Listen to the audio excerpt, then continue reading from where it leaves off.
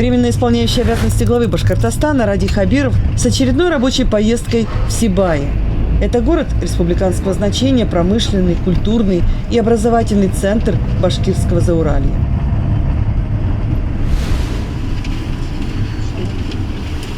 Едем в учебный спортивный комплекс, где тренируется 827 человек по 9 направлениям. Здание комплекса построили в 1993 году. Расположено оно на стадионе «Труд». Тренер по кикбоксу, мастер спорта международного класса. Действующий спортсмен, чемпион Европы, обладатель Кубка России по гусю Азамат. А у вас сколько здесь тренируется, ребят? У меня две группы, каждый по 20 человек. Да, 40 детишек вы воспитываете? Младшие и взрослые.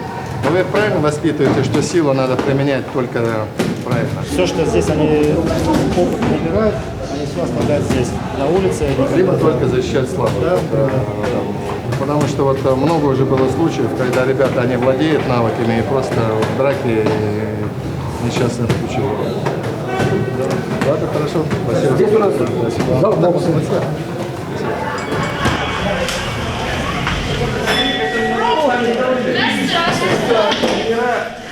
Здравствуйте, говорю, ребят.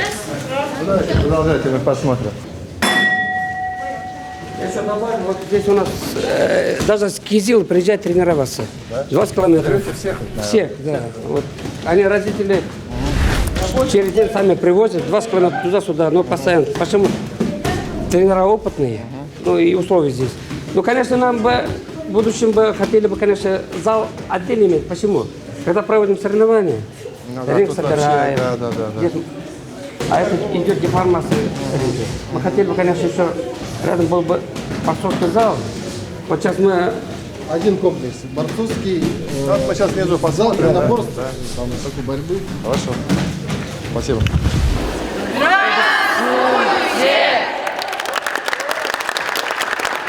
Как настроение, говорю? Отлично. Все получается? Да. В школе учитесь? Да. Здесь занимаетесь? На соревнования ездите? Да. Со скольки лет у вас? Вот, С первого класса? С первого класса, да. И вот они уже с этим мячом. Конечно. Ну, давайте фотографируемся.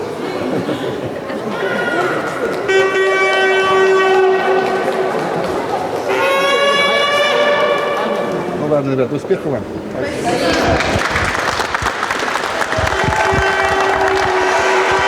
Приятные такие визиты. Да. Спорт больших достижений или просто ради здоровья? Это массовый спорт. Это массовый спорт. Вполне возможно, из них кто-то и чемпионом станет. Но они уже выходили в финал России, так что тут уже вполне серьезно ребятишки. А какая помощь нужна? Ой, помощь, она везде нужна. Первое, разумеется, строительство новых объектов. Вот они, я уверен, задыхаются здесь тоже. И второе, конечно, все-таки поддержка тренеров, потому что тренера у нас получают довольно невысокую зарплату. Вот две типичные Но проблемы. это не только здесь, это по Это всей республике. типичная ситуация по всей стране. А есть выход? Развивать экономику Развивайте. и строить новые объекты. Да. Проект и экспертиза. Да. Вот. Вот оно само поле. На него есть на 64 миллиона полностью экспертиза, проект, все есть, пиры полностью есть. Вот на вот эту часть. Вот. На вот эту часть. А Поэтому оно сколько пока понимания есть? все вот вместе уже 64 Все вместе миллиона. 64. Да. Поле подогреваемое или нет? Не Нет, стали? нет, нет, Макар? нет, Не Нет, нужно с вам, дренажом, наверное, не надо такое. такое? Не надо, да, всё Ну, дренаж есть, самое главное, чтобы отводить. Ну, и искусственное покрытие. И вот как вариант, Ради Фаридович, вот в этой зоне, это вот мы вот это место смотрим. Смотрите, пустое место. Вот создать здесь комплексы для того, чтобы это был вот, зал единоборств, все виды борьбы, чтобы там было. А вот географически, я не пойму, это недалеко от центра будет? Да, Филармония, центр 10 получается, минут Ради ходьбы. Фаридович. А, пешком можно? Да, пешком. А проект у вас уже есть, да? Да. Проект и экспертиза есть. Вот так вот. Давайте мы спокойно тогда за 19 год начинайте торговать. Деньги заложим, в 2020 году приступим к делу. Тогда по этой части мы договорились, получается.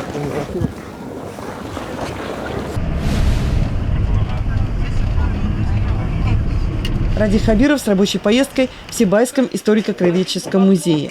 Все 12 тысяч его фондов уникальны. В год здесь бывает более 20 тысяч посетителей. Для музея небольшого города это редкость. 42 муниципальных музея республики. Мы вот представляем один из крупнейших музеев муниципальных. Очень такая красивая коллекция. Да, у нас большая коллекция, очень большая. Дети любят смотреть и птиц, и животных. Потому что здесь панорама сделана. Очень красивая коллекция. Это вы сами делали? Нет, Ну, в смысле, ну да, у нас здесь и работа художников в Национальном музее Республики Башкортостан. Когда мы создавали здесь, в середине 90-х годов, они к нам пришли на помощь. И местные художники. То есть вот их руками сотворены такие диорамы, где стукаются лбами даже дети, ну и взрослые Я бывают. был в разных там областных музеях, даже государственных, но у вас очень богатая коллекция. Это вы должны понимать. Мы понимаем. Очень, Спасибо. Очень здорово. Бережем это. Я не знаю, как другая часть, но вот то, что посвящена природе, очень красиво. Да, спасибо. Очень здорово. Это вот зал довоенной истории. Здесь представлены экспонаты, которые собраны нашим жителям города, ну, который увлечен историей, ну и знает, что все это будет очень и очень раритетным. Да, оно и сейчас раритетно. Даже ностальгия немножко есть, Да, да? в этом смысле. А интерактивно есть что-нибудь у вас здесь? Так, ну, да, мы стремимся шагать ногу со временем. Да. Ребята хотели стать Да, ну давайте, давайте.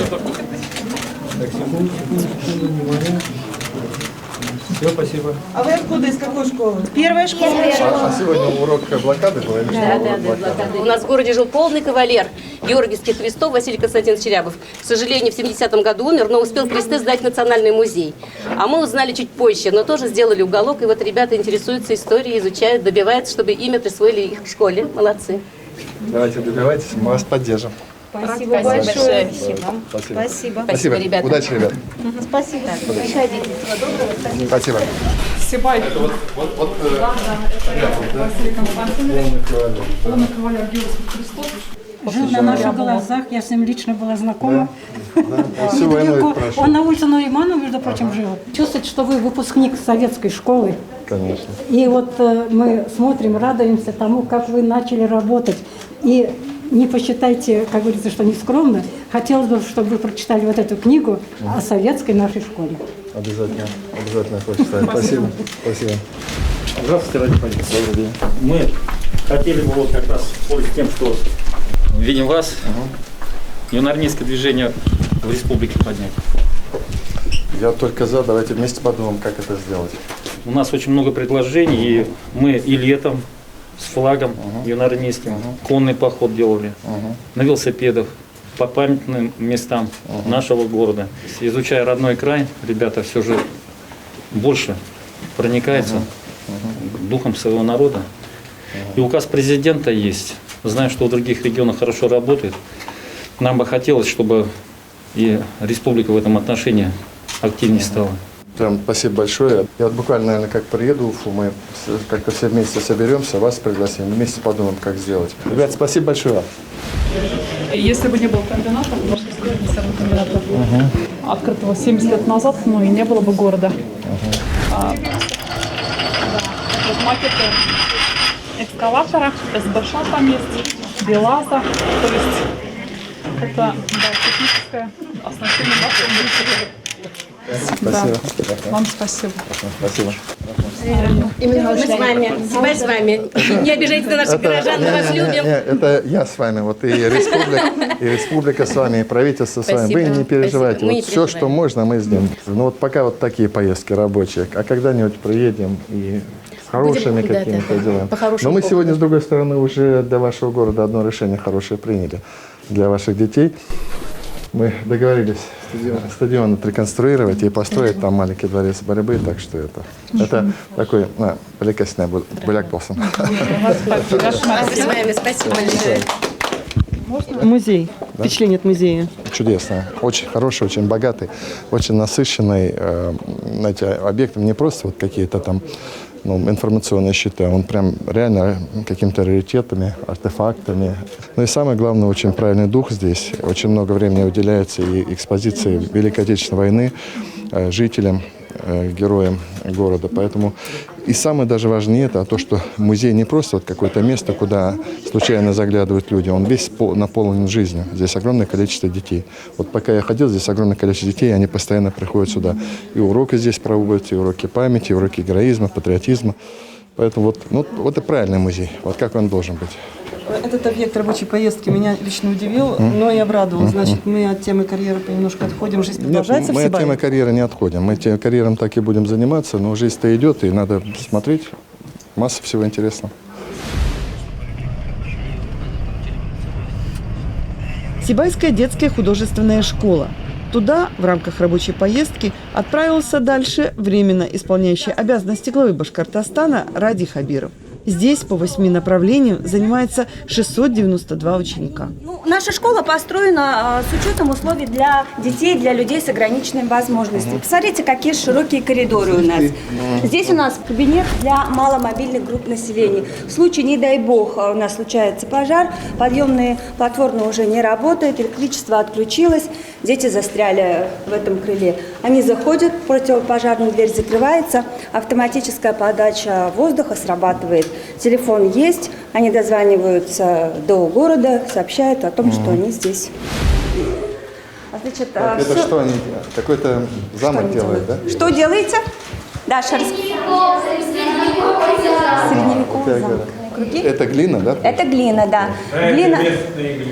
Голубая глина. Голубая глина считается. Да. Видите, после обжига у нее обжиг интересно получается. Цвет там меняет. Наши работы также принимают участие в различных конкурсах различного значения и занимаем достойные призовые места. О, привет. Чего испугался? Это наши ученики. Ты чем занимаешься? Чем занимаешься? Ты рисуешь, лепишь или что делаешь? Какие-нибудь планки. Молодец какой. Ты, наверное, инженером будешь, да? Да? Когда вырастешь? Не знаю. Не стесняйся, рассказывай. Делается прорезная работа из цельного куска дерева. Вот, здесь он Никита, покажи. Вот, а это образец, да? Это ты делал, да? Это же тоже из цельного дерева, да? Это цельное тоже дерево, да? Представляешь? Они делают такие, один круг в другом. Я не понимаю, как это Да, это же Без этого, без клея. Это один цельный кусок дерева. Я хочу вам ее подарить. серьезно. Эта работа называется «Северная лежит». Спасибо. Спасибо. Значит, запишите. А я тебе тоже подарок пришлю, ладно? Не возражаешь? Нет. По-братски тогда вот так. Я тебе договоритесь? Все, запишите. Вот и все. Удачи. Спасибо большое. Спасибо большое. До свидания. Чудесная школа. Очень надеемся на то, что вы к нам приедете не раз. Будем рады вас видеть. Порадуйтесь.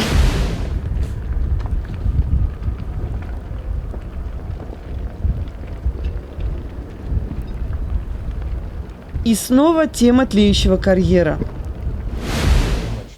Ради Хабиров общается с активистами группы одной из социальных сетей «Сибай Дыши». Но на рабочем совещании мы договорились о следующем. Принято решение подтапливать карьер. 1 февраля начнутся уже его подтопление. В полном объеме подтопление начнется с 8 февраля. Но учитывая тот объем, который нужен, а тот объем это 400 тысяч кубов воды, нам с вами придется потерпеть в районе 1,5 месяца. Если у нас ПДК не будет вверх сильно скакать, то мы увидимся в первой половине марта, я надеюсь, уже с положительными такими результатами. Если нет, то опять мы с вами встретимся и будем думать дальше. Можно вопрос задать? Во-первых, начнут затопление, карьера. Людям какие-то меры предосторожности нужны, потому что все паникуют. Покидать ли город? Ни в коем случае. Убегать ли вообще с Ни этих в коем районов? случае. Почему вас пугает подтопление? Во-первых, подтопление, знаете, ведь в чем еще идет? Оно уже будет очень поэтапным и регулируемым. Поэтому вот эти, как вас пугают облаки пара, они все будут регулироваться. Понятно, много еще зависит от того, от эрозии ветров и от состояния, значит, метеорологического. Если это будет сдуваться от города, это одна история. Но это в ручном режиме все будет делаться, чтобы город нам не накрыть. Мы тот барьер, когда мы переходим, что это уже вред здоровью возникает, мы не перешагнули здесь. И тогда вам это говорил. Вы знаете, если бы мы понимали, что здесь угроза вашему здоровью, вот прямое воздействие на ваше здоровье, мы бы обратились уже в федеральный центр, и, наверное, мы бы уже начали там какие-то вопросы, связанные с эвакуацией города. Именно поэтому я даже не готов объявлять чрезвычайную ситуацию. Тут нет ее чрезвычайной ситуации, понимаете? Вот. А здесь есть сложная ситуация, которые вот нужно нам сообща решать. Спасибо. Да, ну и мы не прощаемся, мы договорились, вы слышали, да? В середине марта. Да. Если ровно будет идти, если не ровно, то значит мы еще в конце, где-то в середине февраля увидимся. Ради Хабиров едет дальше, в Сибайский центр детского творчества. Здесь упор на дополнительное образование. Занимается в центре 1883 ребенка. Здание построили 33 года назад. С тех пор его несколько раз ремонтировали. Конечно, большое спасибо за эту школу, именно потому что она для нашего города очень нужна. Очень много художников же с нашего Зауралья вышли. Поэтому очень интересно, там очень все, что очень-очень тут ждает. Мы готовимся к итогам года, у нас который будет 8 числа проходить танец ребенка. И пока 2 состава, общий 4 состава. С 3 лет начинает. У меня дочь.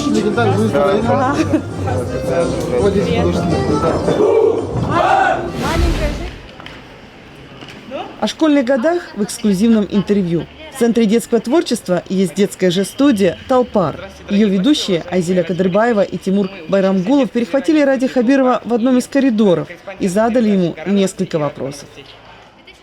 Ради Фаритович, вы сами посещали какие-нибудь кружки или секции? Я занимался спортом, посещал секцию. Попытался одно время ходить в художественную школу, но это не мое, таланта нету рисовать. А так я вот спортивные секции посещал.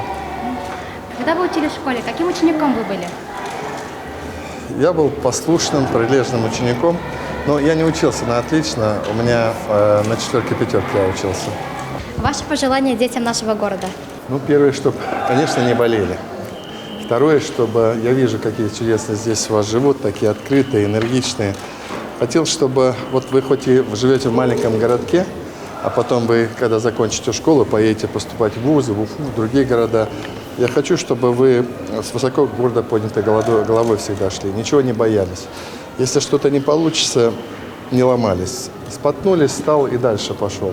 И тогда у вас все получится. Поэтому я хотел пожелать, конечно, вашим вот в будущем успехов, и чтобы вы оставались такими же замечательными людьми, какие вот вы сейчас.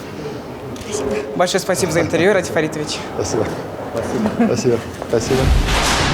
А это вот правильно вот здесь вот заняли место, чтобы не пустовало, да? Чтобы не пустовало, да. Здесь у нас группа ОФП занимается общей физической подготовкой. И с внедрением ГТО, в связи с внедрением ГТО, получается, вот такие группы есть, чтобы могли дети заниматься. Ради Фаритович, мы в Центре творчества, а здесь и спорт, и эстетика, и культура. И спорт, и эстетика, культура, плюс еще парк большой, и лыжная база. Ну, вот, 4 направления у нас. Соединились здесь, и, на мой взгляд, очень хорошо все работает. Какие здесь плюсы и минусы, в чем проблемы? Знаете, я особо минусов-то и не вижу, но даже, вот знаете, ребятам даже хорошо. Он позанимался, допустим, на художественной какой-нибудь секции, а потом пришел и уже позанимался спортом. Поэтому, мне кажется, это хорошо. Жизнь кипит, бурлит. Самое главное, что тут очень много детей. Вот по максимуму с этого площадей выжимается, чтобы как можно больше людей. И это при том, что мне глава говорит, что все равно не хватает таких объектов. Да. Вы уже приучили всю республику, что вы ездите в проблемные объекты, что нужно что-то делать?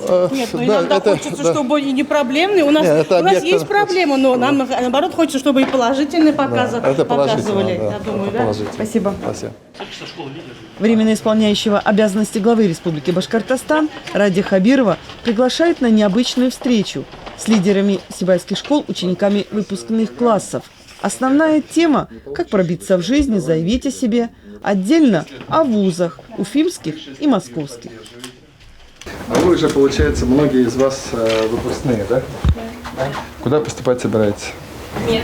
Хотела как раз-таки спросить у вас про привилегии либо про дотации от нашей республики для фундаментальной медицины. Вас как зовут? Карим Леонора. Леонора. Ну, во-первых, вы на отлично учитесь? Да. ЕГЭ, потому что надо высокие. Там да, я высокие, понимаю, что конкурс. Знаете, да? Но единственное, какая у меня просьба. Вот мы сейчас разрабатываем как раз программы. Большая проблема в Сибае врачей нет. Вот если бы мы с вами придумали такую схему, мы над этим работаем. Вот Леонора уезжает, 6 лет там учится. Да. Вы 6 лет ее поддерживаете. Потом она приезжает в Сибай и здесь работает. Согласны? Да, почему нет? В этом суть квоты. В этом и суть квоты, да. Поэтому давайте мы посмотрим, как это сделать. А по квоте вот занимайтесь. Я готов обсудить с вами. Да, вот занимайтесь. А кто хочет в башкирские вузы поступать? Есть? Вы куда хотите? Я бы педагогически хотела либо в Сибае остаться, либо в БКПУ имени Акмала. Поступайте очень правильно. Тем более, что мы сейчас готовим программу правительственного «Сельский учитель», потому что учителя в Сибае, ряда поселков вокруг Сибая, они попадают под эту программу, так что мы там будем помогать жильем, будем помогать материально, поэтому очень хорошая история. Мы вам всем желаем успеха в вашей жизни. Мы желаем, чтобы вы состоялись, получили хорошее образование, нашли работу, и неважно где. Поскольку я работаю все-таки руководителем республики, а Рустем Ахметкарович главой Сибая, конечно, мы хотим, чтобы вас, самых лучших, оставить каким-то образом сюда, потому что историю-то двигает кто? Историю двигает вот такие, как вы, самые лучшие. Ну что, ребят, спасибо, удачи. Дальше Ради Хабиров отправился в Ледовый дворец Ирандык. Тут тренируются взрослые и дети. Это сколько лет получается здесь? 11-й, 12-й года, вот и есть. И 9-й, 10-й. 9-10-й. Совместная тренировка у них сегодня. Здравствуйте. Здравствуйте. Как настроение? Нормально. Но вы чемпионами будете, нет? Да. А какие планы? В Салават Юлаев, да? Не знаю. Или в НХЛ поедете? Салават Юлаев. Вот у этих есть какие-то успехи? Вы уже побеждали кого-нибудь? Да. Младшие пока только начали ездить. У нас вот постарше 10-й год. 9-й, 10-й. Куда ездили? У нас Стартамак? Но побеждали там, нет? Серьезно? Чемпионы приезжали? Первый, второй тур детской лиги. Вы какое место заняли? Первое. В этом году, молодцы. Ну все у вас есть? Все у них есть? Все. Вот. Развитие очень хорошее идет, но было бы у нас еще лучше, да, если бы у нас был свой автобус, да, для выездных соревнований. Поэтому в этом году пусть купит вам автобус. Спасибо. Посмотрите. Спасибо большое. Спасибо. Скажите, ребят.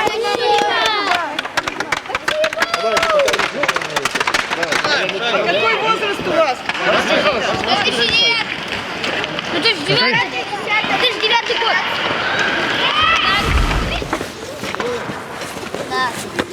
Давай.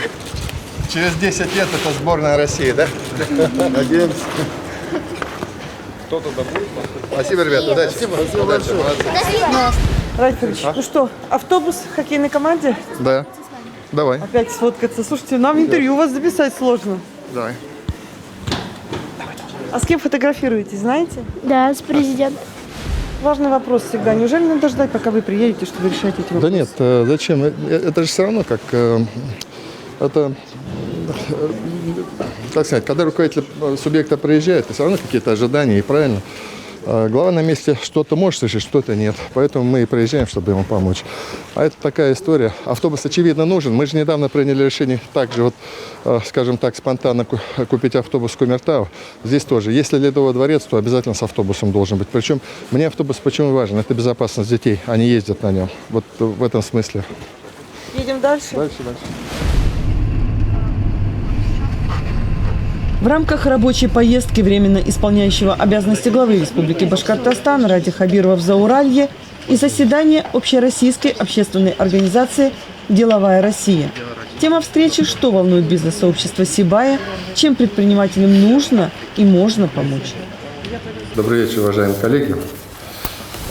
Действительно, мы, когда формировали рабочий день сегодня в Сибае, мы предположили, может быть, встретиться с вами, попытаться довести до вас наше дальнейшее видение работы с бизнес-сообществом, и, соответственно, послушать, что вас волнует и какие задачи вы нам ставите. Я что предлагаю? Я предлагаю сегодняшнюю работу построить таким образом. Лучше вы задавайте ко мне какие-то вопросы, я постараюсь на них ответить.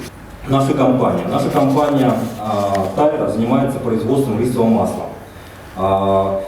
Производственный цех мы открыли в городе Сибай, сырье завозим с Таиланда. Хотелось бы именно получить такую поддержку, вот именно в части взаимодействия с федеральными сетями. вообще проблема взаимодействия с федеральными сетями – это системная проблема. Они, в принципе, мне всегда довольно заверяли, что готовы открыть на прилавках долю продуктов с той территории, где они локализуются. И, собственно, для них это тоже выгодно. Скажите, а итог каков встречи? Вы знаете, по итогам встречи мы там договорились ряд моментов организационных чисто обсудить. Они просили и по налоговой политике некоторые изменения внести. Я дал ряд поручений, но пока сказать, что вот такой масштабный. Мы всего лишь 40-50 минут работали. Это была такая больше ознакомительная встреча. Начало. Начало, да. Ну и я хотел сказать, что мы договорились, что у нас форум будет проводиться за Урале ежегодно. Это будет как раз той площадкой, на которой я буду сам принимать участие. И это будет той площадкой, где мы сможем уже более плотно, более детально все эти вопросы просматривать. Но это не только для сибайского бизнеса, это и для других. За Урале. Ральф, каков итог поездки по Сибаю? Ну, первая часть вы знаете. Мне важно было понять политику УГОКа в этом вопросе. Мы здесь вроде обо всем договорились. Сейчас просто нужно проявить терпение. А с нашей стороны мониторить, как УГОК выполняет те обязательства, которые он взял до 20 марта. Вот. Настроение у жителей хорошее, детишки занимаются, каждый живет и делает свое дело. Ну и плюс мы о каких-то дополнительных мерах поддержки города договорились. Ну, в частности, вот по реконструкции стадиона, что тоже, на мой взгляд, немаловажно. Город развивается, мы будем помогать. Ну что, домой? Домой, все, давайте, всем домой, все, спасибо, до свидания.